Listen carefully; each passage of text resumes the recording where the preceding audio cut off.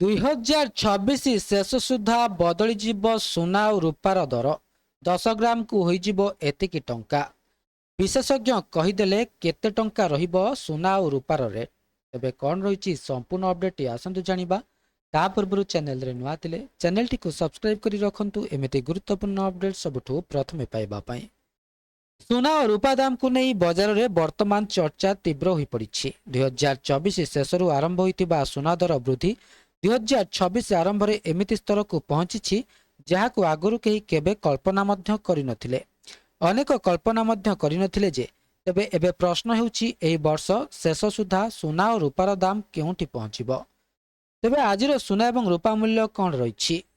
ଆଜି ମାର୍ଚ୍ଚ 28ରେ ସୁନା ଏବଂ ରୂପା ମୂଲ୍ୟରେ ପୁଣି ଥରେ ଏକ ଗୁରୁତ୍ୱପୂର୍ଣ୍ଣ ପରିବର୍ତ୍ତନ ପରିଲକ୍ଷିତ ହୋଇଛି। ବର୍ତ୍ତମାନ M6ରେ ସୁନା ପ୍ରତି 10 ଗ୍ରାମ 1,23,829 ଟଙ୍କାରେ ପହଞ୍ଚିଛି।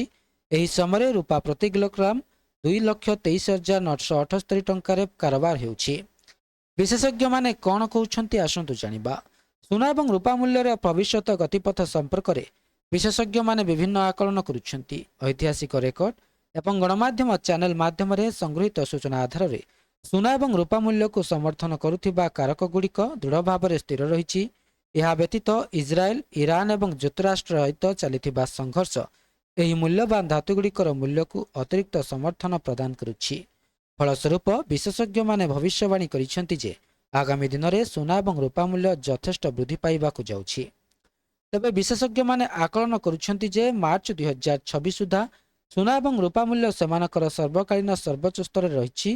ଏହା ଏକକାଳୀନ କରାଯାଉଛି ଯେ ନିକଟ ଭବିଷ୍ୟତରେ ବିଶେଷ କରି 2026 ଶେଷ ସୁଦ୍ଧା ସୁନା ମୂଲ୍ୟ ପ୍ରାୟ 2,25,000 ପ୍ରତି 10 ଗ୍ରାମ ପହଞ୍ଚିବ, ଯେତେବେଳେ ରୂପା ମୂଲ୍ୟ 4,65,000 ପ୍ରତି କିଲୋଗ୍ରାମ ପାଖାପାଖି ହୋଇଯିବ।